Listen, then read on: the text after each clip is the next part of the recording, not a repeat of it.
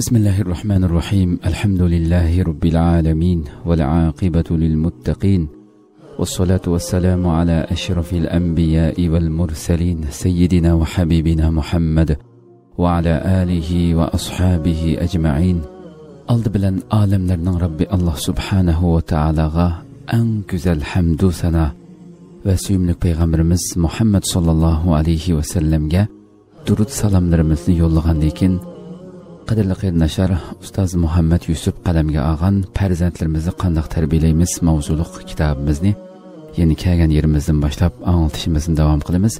Bugun inshaalloh 19-sonimizda ibodat bo'limiga kelgan to'q. İnşallah mush yerdan boshlab diqqatinglarga sunamiz. Rabbim Allah Subhanahu ve Taala'dan bizlarga dunyo oxiratda ko'zlarimizning nuri bo'ladigan islom uchun, millatimiz uchun, bütün musulmonlar uchun eng go'zal ishlarni qiladigan, shundoq ishlarni qila oladigan solih, taqvodor farzandlarni tarbiyalashimizga Rabbim Allah Subhanahu ve Taala'ning bizlarni muyassar qilishini tuvanchilik bilan Rabbimizdan so'raymiz. Mikrofon oldida qayrindishinglar Abdullah Yalqun.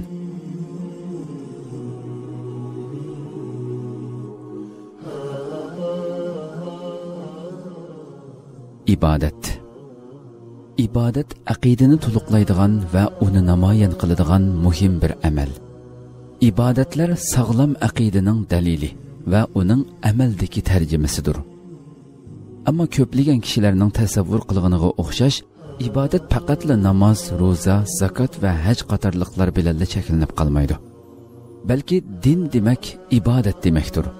Halol rizq uchun ishlash, bolalarni beqish, ularni islom axloqi bilan tarbiyalash va yaxshi o'qitib qatorga qo'shish deganlarning hammasi niyatning Alloh taolaning roziligiga erishishdan iborat durust bo'lish sharti bilan ibodat sanaladi. Qalbi Alloh taolaga bog'langan odamning din va dunyolik bütün ishlari, yurish turishlari, hatto uxlashimi ibodatdir. Namoz, ro'za, zakot, haj, xayri ihson qatorliq belgilik ibodatlar bandaning Alloh taolaga yaqinlashish yo'lidagi uzuqlanish bekatlaridir. Bular xuddi uzun yo'lliq safarlardagi mayqachilash punktlariga o'xshaydi. Chunki musulmonlar mushu belgilik ibodatlar orqali ma'naviy jihatdan kuch-quvvat hosil qilib yo'liga davom qiladi. Shu sababdan musulmonning mangan yo'lining hammasi ibodat hisoblanadi. Qur'oni Karimdagi "Va ma xalaqtul jinna val insa illa liya'budun", ya'ni men inson va jinni faqat menga ibodat qilsin uchun yaratdim degan oyatda ko'zda tutilganimi dal mushuningdan iboratdir. Ibodat mana bu alohidaligi va bu keng ma'nosi bilan hayotlikning hamma taraflarini o'z ichiga oladi. Bolalar va ibodat. Bolalar balog'atga yetmaguncha, ya'ni taxminan 15 yoshga to'shmaguncha ularga ibodatlar farz bo'lmaydi. Ammo ularni kichkidan tortib ibodatlarga ko'ndirish islomning muhim ko'rsatmalaridan biri bo'lgandan tashqari barcha tarbiya mutaxassislarining birdek tavsiyasidir. Bolalarni kichkidan ibodatlarga odatlantirishning savobi ota-onalarning hisobiga yoziladi. Bu Alloh taolaning dargohida eng katta amallar qatoridan o'rin oladi. Namoz, salat degan arabcha so'zning forischadagi atalishi bo'lib, Uyg'urlar orasida shu bo'yicha umumlashgan. Bu so'zning arab tilidagi lug'at ma'nosi duo deganni ifodalaydi. Ammo namoz islom terminlarida maxsus kayfiyati va alohida harakatlari bilan Alloh taolaga qilinadigan maxsus ibodatni ko'rsatadi.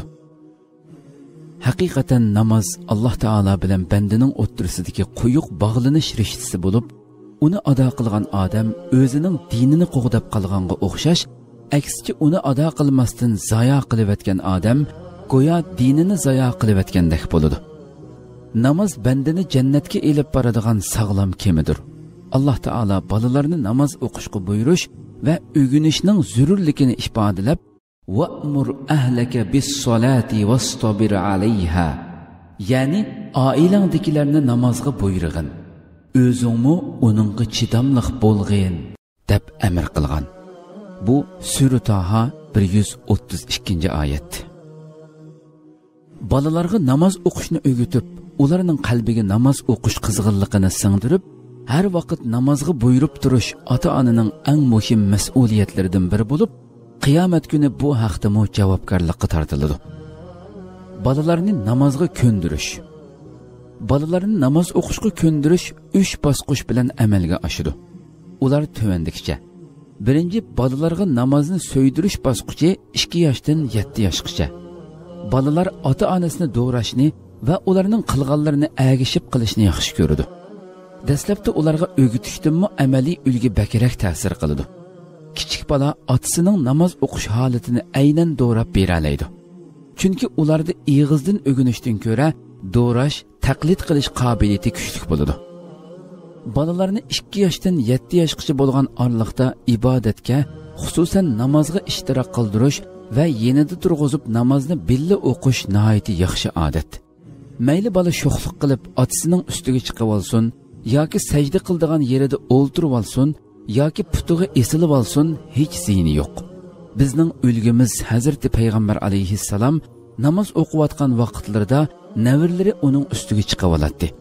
Ammo Payg'ambar alayhissalom ulardan hargiz ranjib qolmaydi va ularning mundaq qilishini to'smaydi. Abdullah ibn Shaddad radhiyallohu anhu mundaq degan: Bir kuni Payg'ambar alayhissalom navirlaridan Imom Hasan yoki Imom Husaynni ko'tirgunicha bizga peshin yoki asr namozni o'qib berishga chiqib, mihrobga o'tdi. Navrisini o'ng yonida o'ltirg'izib qo'ydi. Ondan takbir aytib namozni boshladi. Sajdani shundoq uzun qildiki, beshimni ko'tirib qarab soldim va heliqi kichik bolaning Payg'ambar alayhissalomning dumbasiga minib o'ynayotganligini ko'rdim. Ondan darhol sajdaga qaytdim.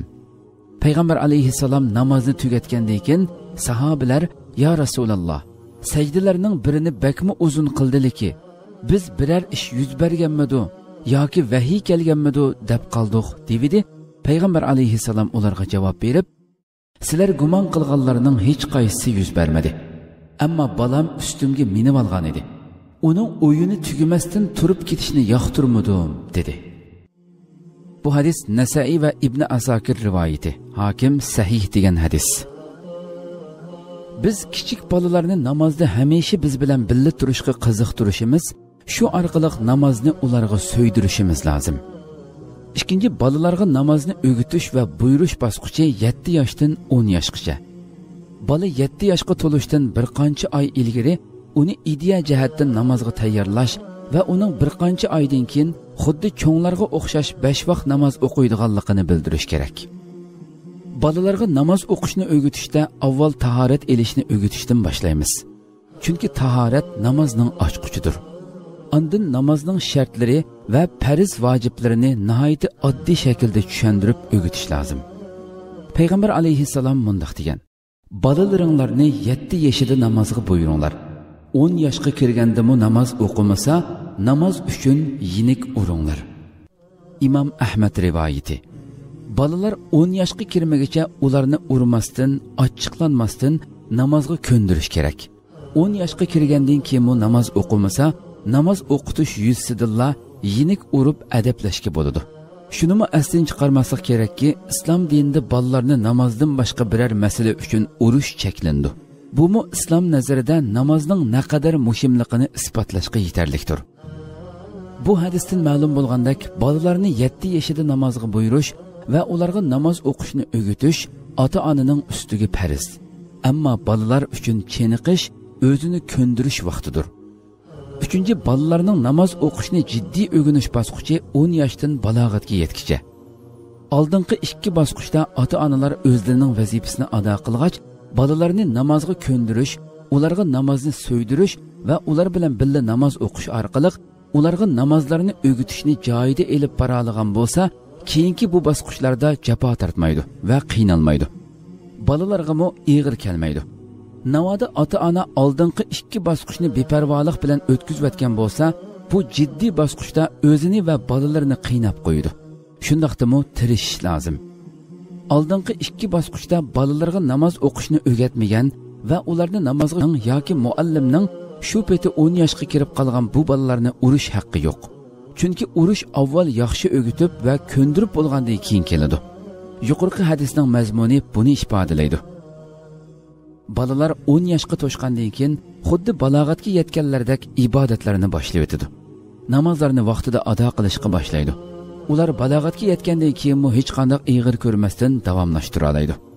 Ammo 10 yoshdan keyin namozga jiddiy ko'ndirilmagan va o'gitilmagan balalar balog'atga yetgandan keyin ham o'zlarini ham ota-onasini qiynab qo'ydi. Chunki ilgari qilib ko'nmagan bu ibodatni biroqli boshlash ularga ig'ir tuyuladi.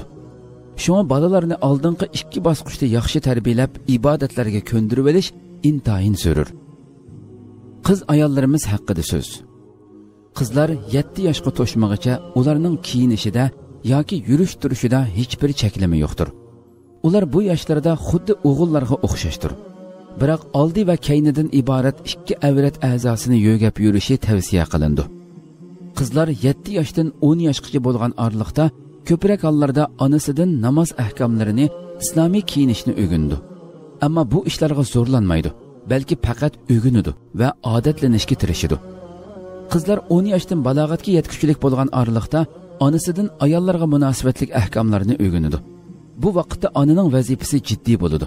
Chunki ona qizlarga avrat joylarini qanday yo'gash kerakligini hamda namoz o'qish, tahorat elish, islomiy kiyinish qoidalarini o'rgatish va ayollarga xos holatlarni, hayz ko'rishni tushuntirib, qizlarni oldin ola bu ishlarga tayyorlashga va ularni bu vaqtda tushuncha va bilim hosil qildirishga mas'ul va javobgardir. Qizlarni kiyintirishdagi xatoliklar. Nurg'un kishilar qizlarini islomiy qiyofatda kiyintirish ishida umuman tövendekidek 2 xil xatolikni sodir qilmoqda.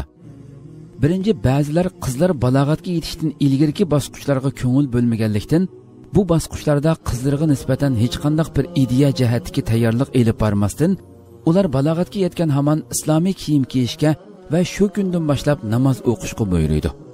Qizlar ilgirki bosqichlarni boshdan kechirmaganligi uchun na namoz o'qishni o'rganmagan, na islomiy kiyinishga o'zini hozirlamagan bo'lg'achqa ularga bu ishlar ig'ir va qiyin tuyulib qoladi.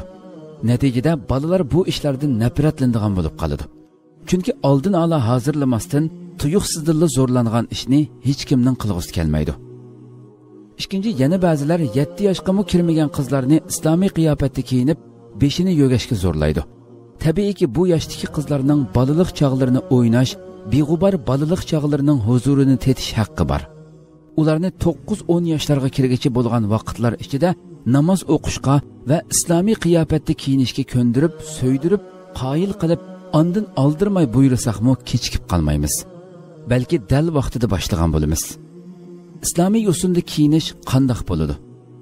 Alloh taolo Qur'oni Karimda mundaq deb buyurgan: وَقُلْ لِلْمُؤْمِنَاتِ يَغْضُضْنَ مِنْ أَبْصَارِهِنَّ وَيَحْفَظْنَ فُرُوجَهُنَّ وَلَا يُبْدِينَ زِينَتَهُنَّ إِلَّا مَا ظَهَرَ مِنْهَا وَلْيَضْرِبْنَ بِخُمُورِهِنَّ عَلَى جُيُوبِهِنَّ. Yani mu'min ayollarga aytqinki, ular ko'zlarini nomahramlarga tikilib qarashdan saqlasin. Nomusini va iffatini qo'g'dasin. Ko'rinib turadigan qismidan boshqa zinnatlarini oshkora qilmasin. Yağlıqlarını yaqılları bilan qo'shib tangsin. Sura Nur 31-oyat. Fiqhshunos olimlarning ko'p sonliqi bu oyatdagi ko'rinib turadigan qismdan ayolning yuzi bilan 2 qo'li maqsad qilinganligiga va buningga binoan ayolning yuzi bilan 2 qo'li avrat emasligiga birlikka kelgan. Bu ittifoq sahobalarning eng katta olimlaridan bo'lgan Hazrati Abdullah ibn Abbos radhiyallohu anhuning bu oyatga qilgan tafsiridan elingan. Ammo ayolning puti haqida ixtilof bor. Hanafiy mazhabidagilar ayolning putini avrat emas deydi. Boshqa mazhabdagi olimlar uni avrat qatoridan sanaydi. Oyatdagi yog'liqlarni yaqilari bilan qo'shib tangsun degan oyatni ulamolar yog'liq bilan boshni, bo'yinni va maydini yo'gash deb tafsir qiladi. Payg'ambar alayhissalom Abu Bakr radhiyallohu anhuning qizi Asma radhiyallohu anhaga: "Ey Asma, qizlar balog'at yoshiga yetgandan keyin uning mushu va mushu yeridan boshqasi ko'rinmasligi kerak" deb yuzi bilan 2 qo'liga ishorat qilgan.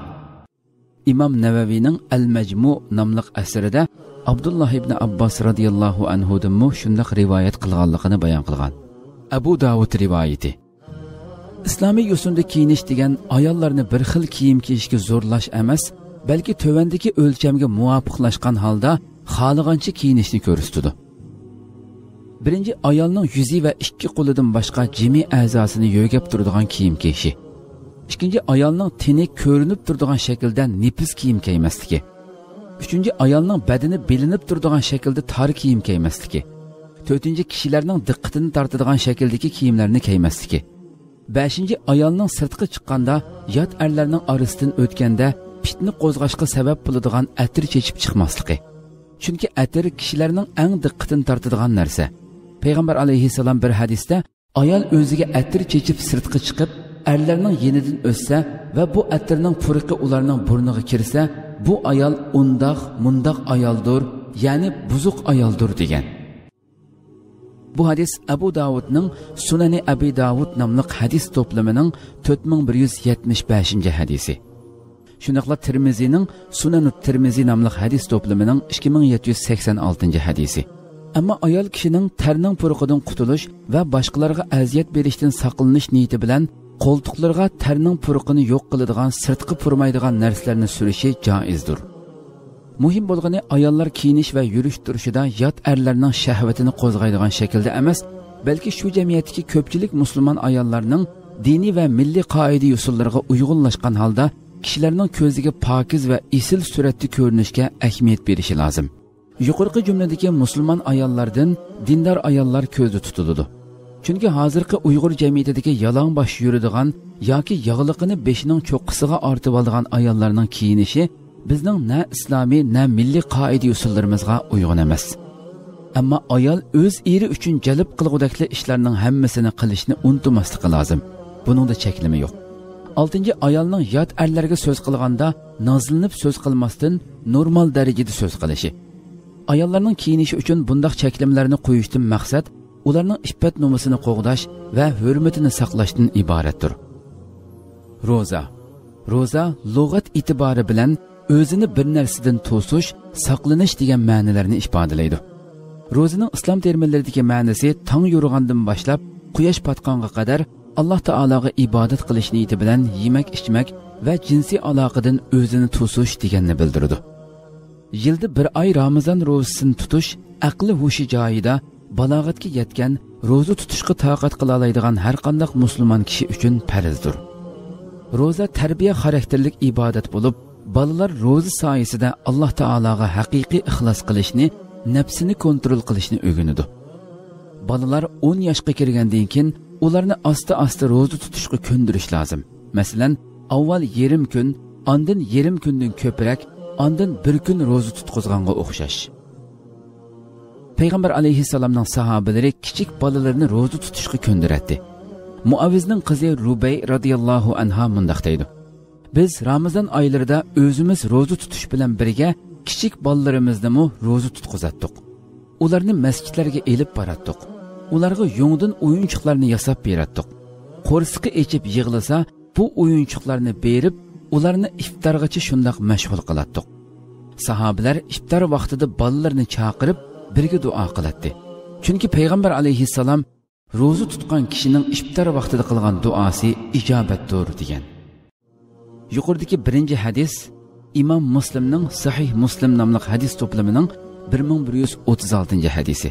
İkinci hadis bo'lsa İmam Bayhaqining Shu'abul Iman nomli asarining 3904 hadisi. Xo'sh, endi zakat.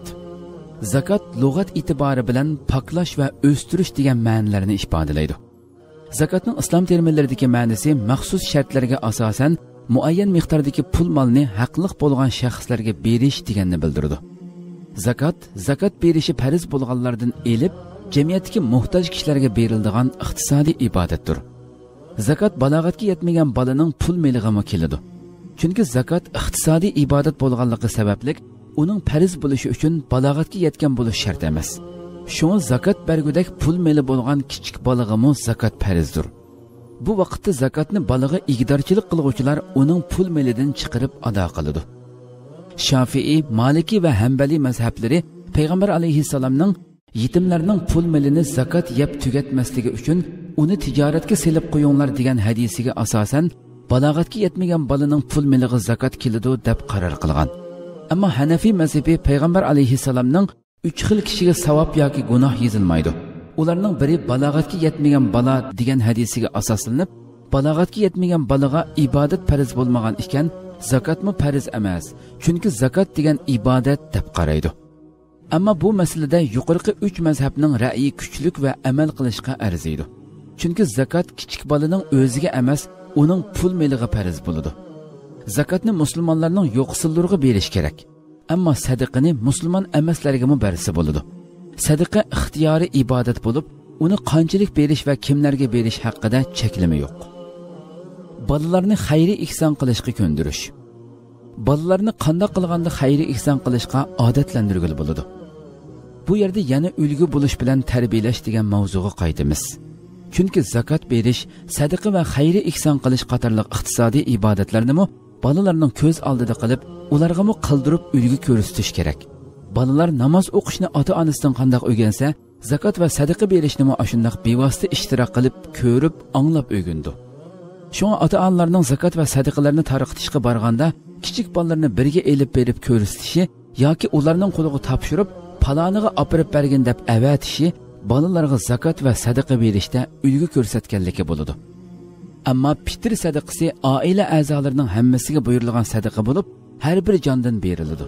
Fitr sadaqasini mu zakot berildiganlarga bersa bo'ladi.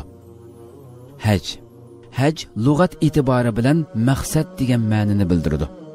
Ammo hajning islom terminlaridagi ma'nosi Alloh taolaning roziligini ko'zlagan holda Makka ga berib, belgilangan kunlarda Arafatda turish, Ka'bani tavob qilish, Safo bilan Marvani sa'iy qilish qatorliq maxsus faoliyatlarni elib berish deganni bildiradi.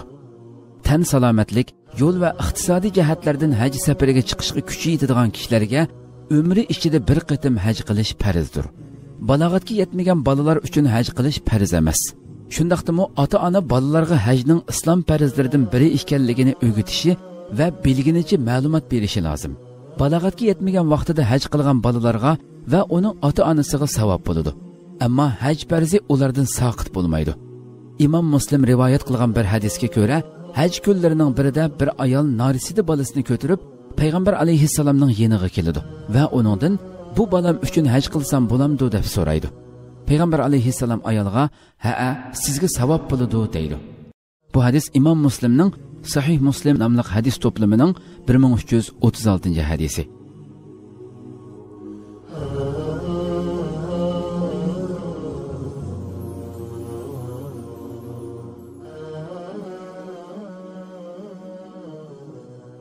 Qadrli ota-onalar, shundaqla suyimli farzandlarimiz, farzandlarimizni qanday tarbiyalaymiz mavzuliq kitobimizning 19-soni bugun mush yerda oyoqlashdi.